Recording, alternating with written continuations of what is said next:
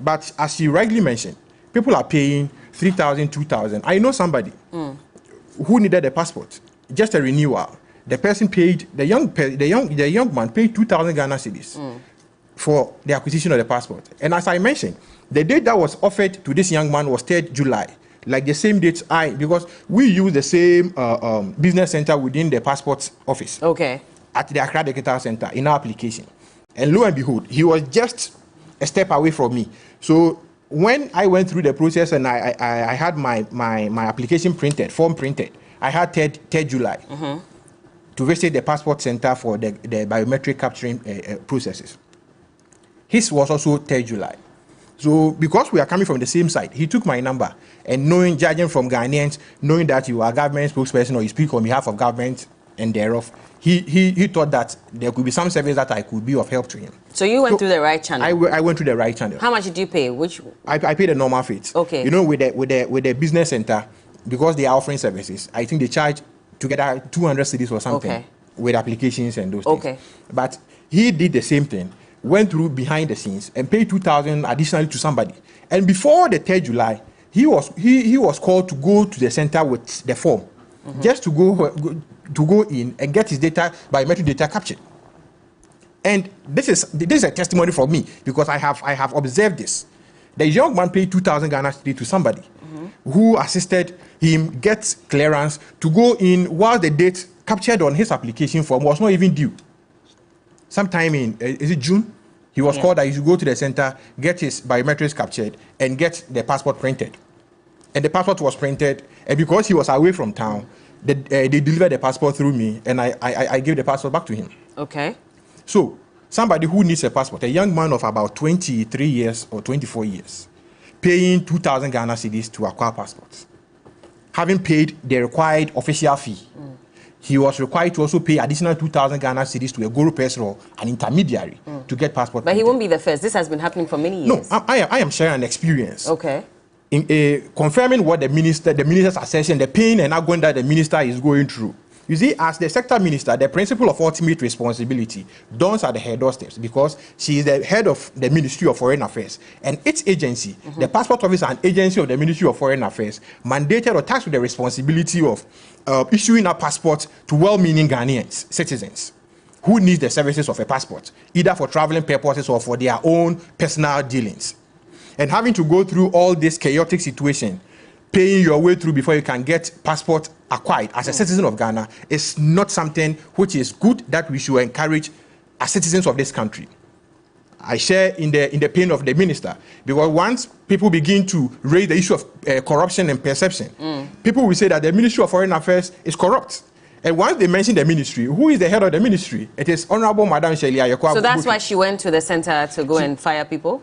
Not to fire people. It is not the first time that a high-profile personality has visited an agency of state. Okay. You remember sometime in 2009, when the late Professor J.E. Mills, may he so rest in perfect peace, visited the Tema Harbour and accosted some customs officers in their under dealings where they were shortchanging the state with regards to the revenues that was due the state. You remember that incident? I remember, but... And after that incident, I think there were some series of reforms with regards to how the operations of customs at the Tema port and the revenue generation that should be for the interest of the state and for the benefit of the state as far as our developments were concerned, were protected, seemingly or in some forms or the other. Similarly, once the minister has gone to an agency within her ministry and has seen for herself at first hand some of these happenings, you know, her first point of call was to order the secondment staff or officers who are seconded, who have stayed within the agency for more than a year to leave. Because per the requirements or per the regulations, secondment officers have a specific duration of which their secondment tenure should last. Okay. And some of them have stayed within the agency for more than 2-3 years. And you can be at the passport office and you see a police officer assisting somebody to go through. And once a police officer who is there to maintain law and order is leading somebody, it tells you will not be aware of what has gone, what has passed or exchanged hands. But at least from the actions that an officer, you are not required to even lead somebody. Now you go there at the entrance, you are given a number. You print your from the access control. the time that you enter, you print your number, and they will call maybe number 101 something. Then you join the queue and those kind of things. Which I'm sure everybody knows. The question then is, when did this minister find out that this was happening? Because the media has constantly reported on the level of corruption at the passport offices across the country. People have called in constantly. I remember when there was even shortage of passports, papers here in Ghana. There was a conversation about a full-blown one. People complain that I've been waiting for months to get my passport, and someone goes to pay and then they get their passport and I'm still waiting for months. Are we saying that the minister did not know about this? No, and suddenly she walks to the passport office on in one day and fires people? Bella, respectfully, with regards to the delays in passport acquisition, you are aware that at a point in time, there was a report in the media that they have their printing machines broken down or something. They had a challenge. And that challenge suffered, it gave a huge, how do you call it, burden. It became a huge burden on the neck of the passport office because of the chunk of passport applications waiting to be printed or passport approvals waiting to be printed, the books. They had shortage of books and all those things. And notwithstanding that, once these issues were brought to the attention of the minister, you know, she did not just jump to the passport office. Probably it might be some of the leads that through the media you have given her, or through some personal reports that well-meaning Ghanaians who have suffered this fate has reported through the ministry that she find time out of her busy schedule to go through, you know, her schedules. It is not only the passport office; she has other tasks to perform as far as the Ministry of Foreign Affairs and but she's been minister for 7 years. Yes. This is the second time she still holds that position as Minister of Foreign Affairs. Even before that, she served as deputy under the current president as well when he was the Foreign Affairs Minister. So is she saying she's not aware of this? So that's why I'm asking that this rant that happened on Monday, was it necessary? Was that the right way to go? You see, that was why, per her experience, judging from the experience that you have recounted, that she's been a Deputy Minister of Foreign Affairs in the SWA President Kufuor's administration, where the sitting president was then Foreign Affairs Minister. She was the Deputy Foreign Affairs Minister. And having had an institutional memory of the dealings of this ministry, and in policy-driven wise, she thought it otherwise that, yes, in her tenure, she is going to implement the digitalized passport application system, whereby the human element, the human interface will be reduced in terms of passport applications. But yes, still, people have found their way through in corrupting the whole processes. When we are pointing our fingers at politicians as being corrupt, we must also look within the public and civil service so that holistically, we can all come together and fight corruption. The level of corruption within the public and civil service, if Bella, you put up your investigative lens and go into these matters, I believe it will be healthy for our democracy and the people of Ghana. But there's a software that we developed, and that's supposed to sort of cut out the human interface to a large extent, thereby cutting down on corruption. Now, if this can't even fix the problem, then how are we going to fix this problem? It calls for policy. Once you have implemented the policy review. Now that we have found out that yes, people can also go through backdoor or use other means of cheating this digitalized system, then there must be a review on this digitalized passport application to make it more robust. In the 7th year?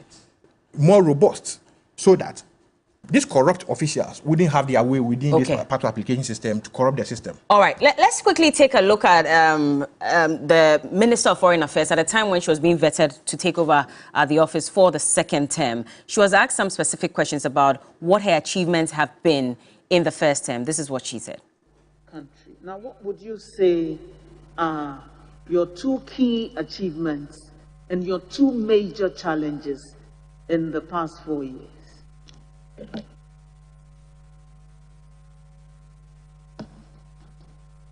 Thank you very much, Honorable Chair.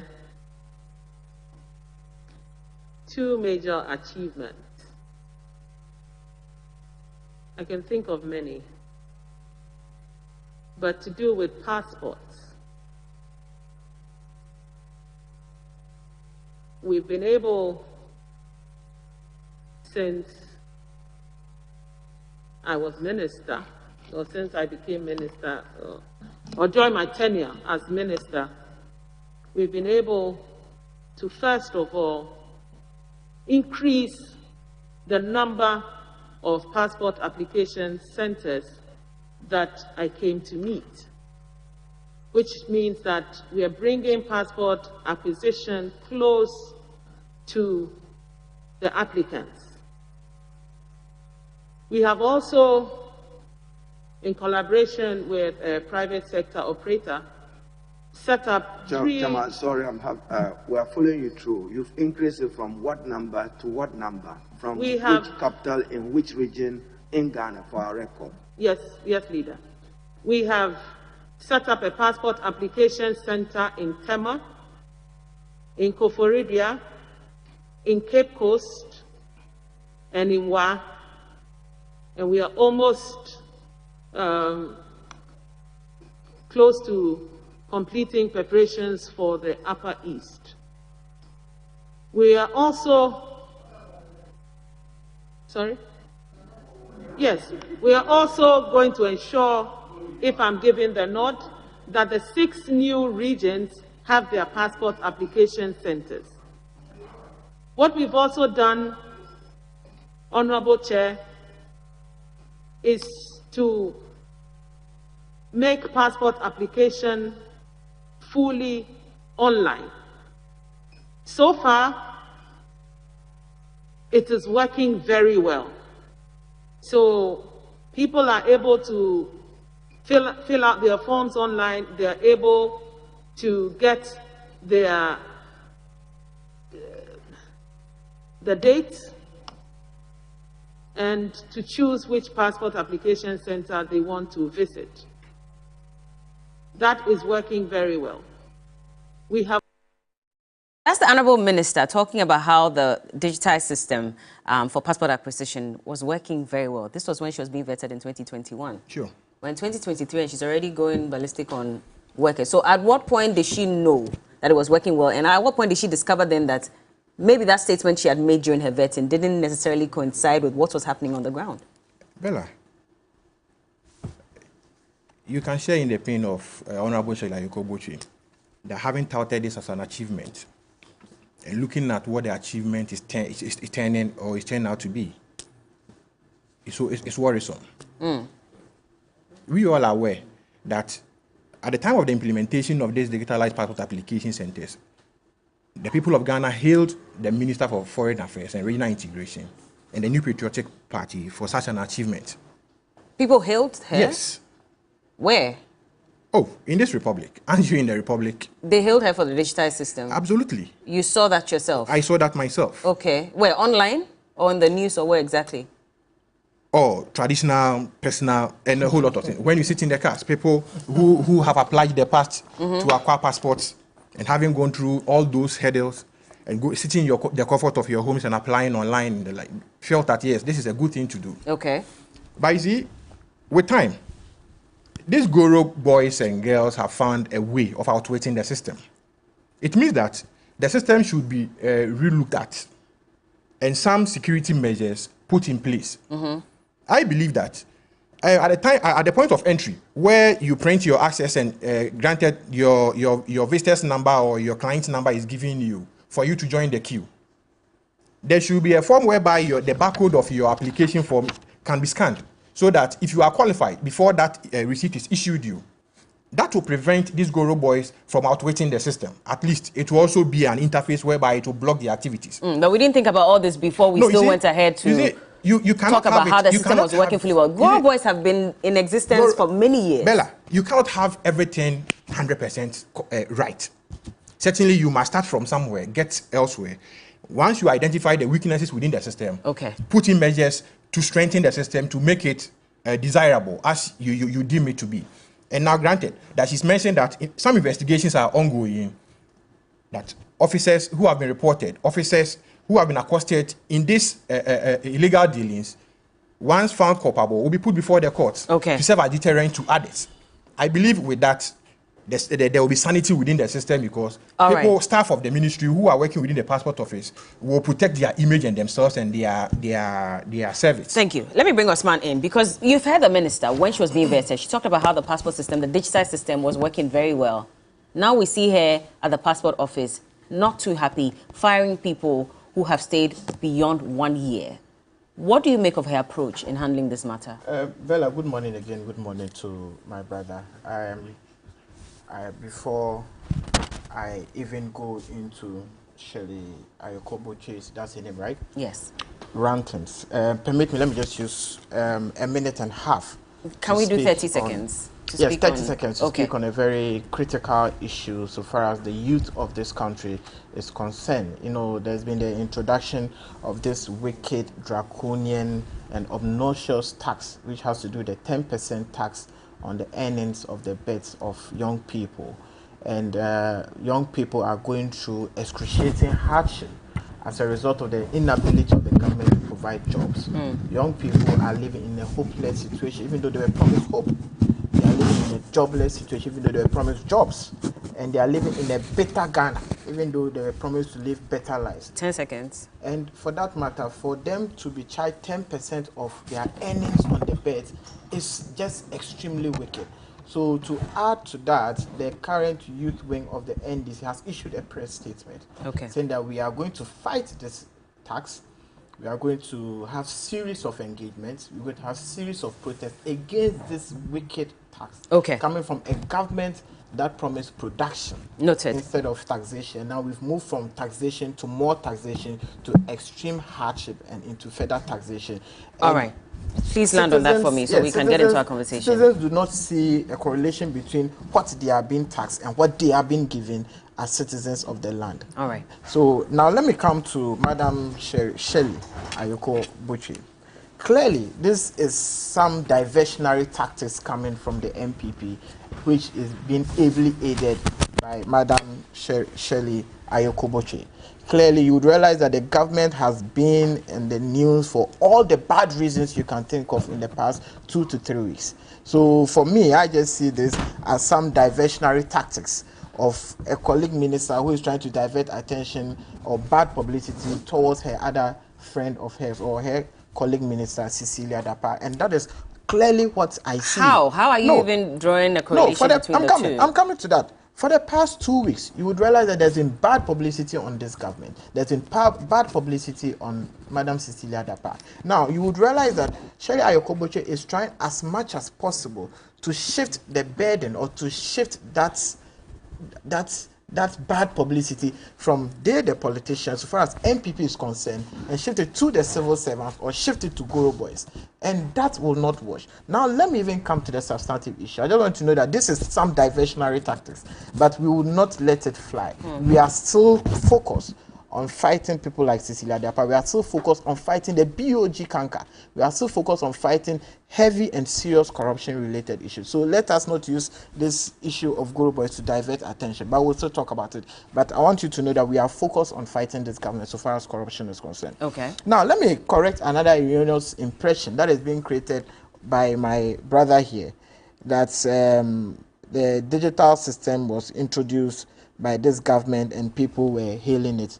Now, let me read. Online passport application launched to ease process. And this was in 2016.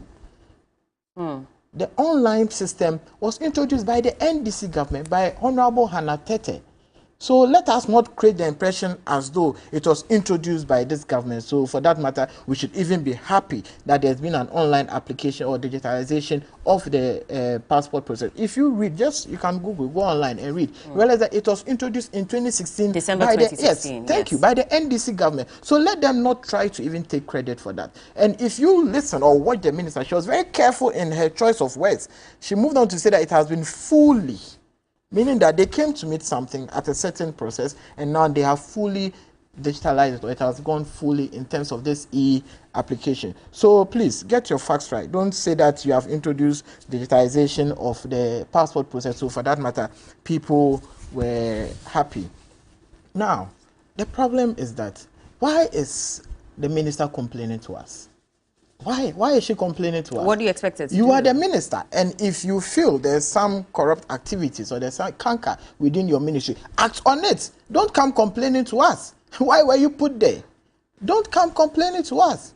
You are the minister. You see, and in all of these issues, let us also ask ourselves, where from this avenue that is being created by Guru boys, we should understand that when the economy is such that there's a lacuna, or people do not find jobs, people will surely find something doing. Bella, why don't you wake up every morning and go to the passport office to be a Guru girl? Because you have a job to do. Every morning you have to be seated here. You have a job to do.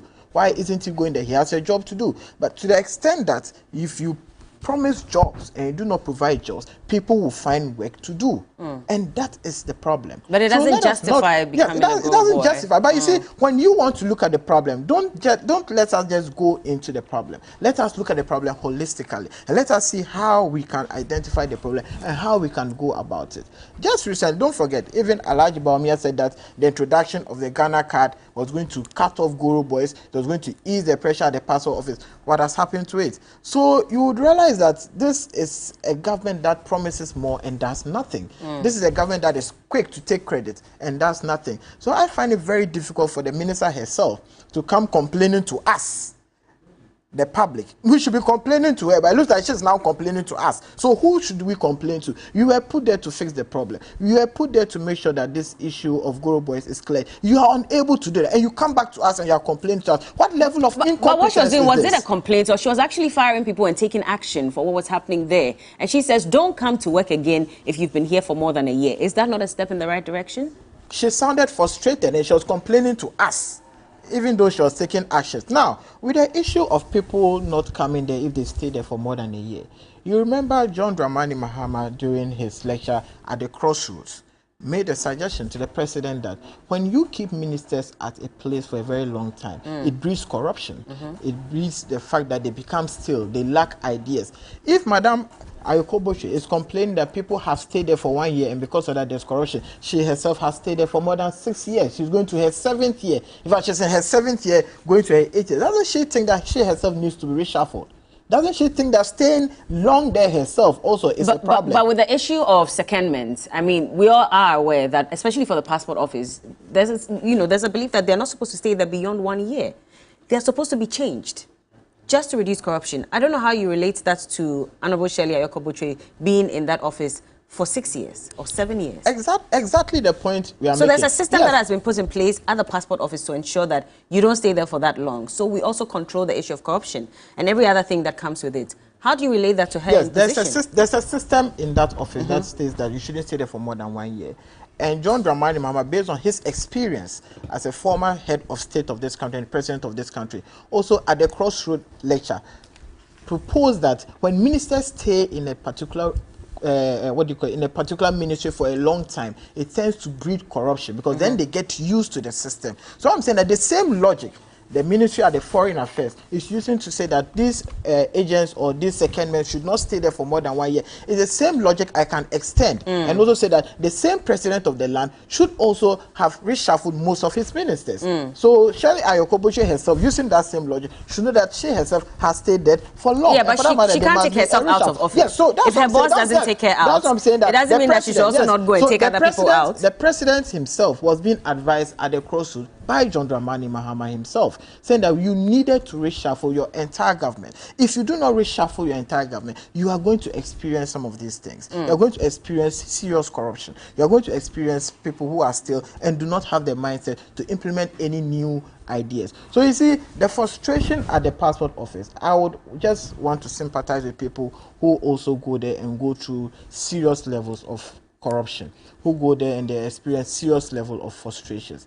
But I think that for the minister to come out and be ranting, I think it's a step in the wrong direction. I think it was just a diversionary tactics.